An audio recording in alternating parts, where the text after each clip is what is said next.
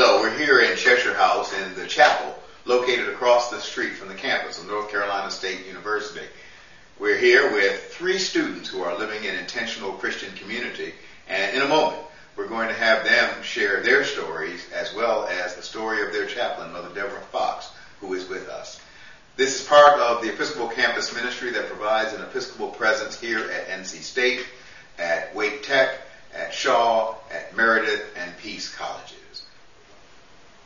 On our way to the house where the young people live, we stopped at the chaplain's office, Mother Fox, and I wanted Mother Deborah to say a little bit about the vision that led to the formation of this intentional Christian community. Because I've been here as the chaplain, I've heard a lot of stories about living conditions, and some of them were great joy and some of them distressing.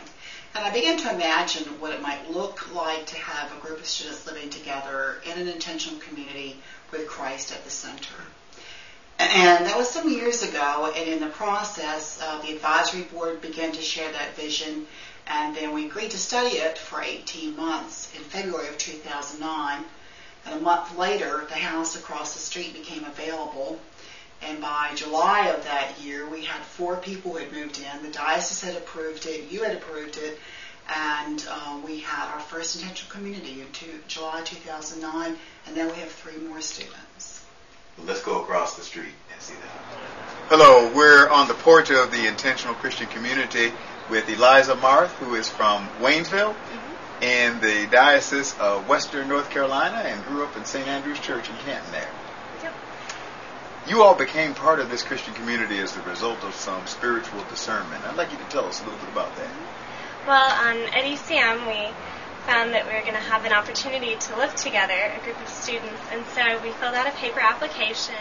So we met with Mother Deborah on an individual and on a communal level for going through a process of discernment and talking about, if this is something that what God was calling us to do in our life. And it's the first time I've ever gone through a process of discernment, and it's the first time that I ever truly felt this is something, that there's something I should be doing in my life. There's something from deep within. And so in that process of discernment, the number of people went from 8 who were interested in the house to 3. And so that's how the 3 of us got living together. So now, you guys are living together in Christian community, and that way of being community has a covenant that guides you. And tell us about that. Well, the covenant was written by Mother Deborah and the board of directors at ECM and was approved by myself, Bishop Curry, and the Episcopal Diocese of North Carolina. And in this covenant, we have agreed to a couple of things. One is a commitment to ECM. We're still all a part of the ECM community, and that's very important.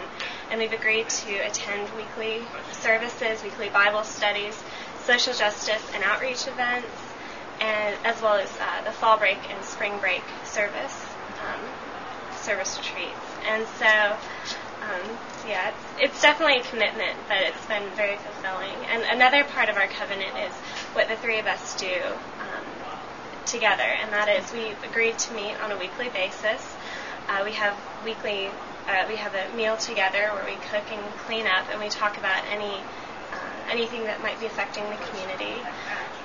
From these meetings, we've agreed to come to all decisions by consensus, which means that all of us, our ideas and opinions are heard and valued and respected.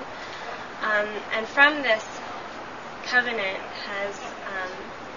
it's really created a space where of great respect and great trust, where we're able to experience God together, and also, I think, extend that to whoever walks through our door, and also, in the greater ECM. So part of what we've agreed to do as a result of living together in a Christian life, we pray together, and that was never part of the commitment. But I'm just so blessed to live with 2 other people that are also wanting to go spiritually deeper. And so we pray together. We do morning prayer every morning. We don't have conflicting classes, and we do compline together at night. And so it's just become a place where we understand that God is at the center, and that our lives are an extension of, calling from God, and we've agreed to recognize Christ in each other as well as the rest of humanity. Including the whole world with cars starting behind you. Yeah. Well, let's go in the house and meet some of the other guys. This is Samuel Kenny from Wilmington, who grew up at the Diocese of East Carolina in St. Andrews on the Sound Church. Good to be with you. Good to be with you. Welcome to the Bishop Perry Intentional Community. I know that hospitality is a core value here. Would you tell us what hospitality means? Well, hospitality means just being welcoming towards the people in your community. Why is that important? Well, hospitality is important because we see Christ in others. Okay. And so that's part of being Christian community is welcoming. Yes. That was a monastic virtue. Hospitality is one of the core cardinal virtues of monasteries in the Middle Ages. Now, you're a physics major? That's right. Wow. Well, it's absolutely remarkable. This is a remarkable thing that all of you are doing together. We thank God for it. Thank God for it, too. We're in the dining room, and I'm with Christopher Franz, who grew up in Apex at St. Paul's Church in Cary. All three of the young people who are here are Episcopalians, and they each represent one of the three dioceses in the state of North Carolina.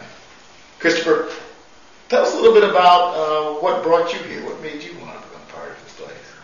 I thought that it'd be a great opportunity to get to live with some people that actually were more interested in the really deep conversations about both about social issues and who God is and things like that.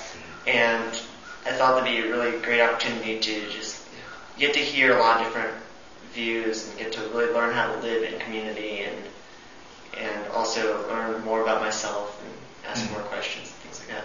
Social issues, engagement with social issues as Christians is important to you, Ari. That's another, like hospitality, that's a core value.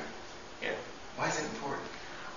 Because we're all on this planet together, like all 6 billion of us, and everything that each person does is a little tiny part that affects everybody else. So I think it's important to just make sure that we're not being wasteful in the way we live, and that, as Sam mentioned, hospitality is very important, and understanding that these flowers were grown by people that we don't even see, in conditions that we might not be aware of, things like that. Just having that understanding is important. Tell me about some of the practical ways that you're really living out this creation spirituality. We're making efforts to use as little electricity as we can. We don't have the air conditioning running full time. We just use it as we need it. Almost all of the lights that we use are compact fluorescent rather than the incandescent. We recycle everything that we can recycle. We compost all of the plant material from our food, and we have actually very little trash. Like some weeks we don't even have a whole bag for the whole house, which is something that we're kind of proud of. So in addition to hospitality, simplicity. Yes. Taking care of the environment. This community, as well as all the students who are involved in the Episcopal Campus Ministry, this year are really paying attention to the stewardship of creation. That's something that's doing in Bible studies and in discussion groups and in action groups. Yeah, we've been looking at through the scriptures about God's creation and how we're supposed to be stewards of the creation, not how we're supposed to coexist with creation, not conquer and pillage the creation. And thank you, my friend. And I not only thank Christopher, but I want to thank Samuel and Eliza and Mother Deborah and all who are part of the Episcopal Campus Ministry in this area. God bless you, my brother. Thanks. God bless you, and you keep the faith.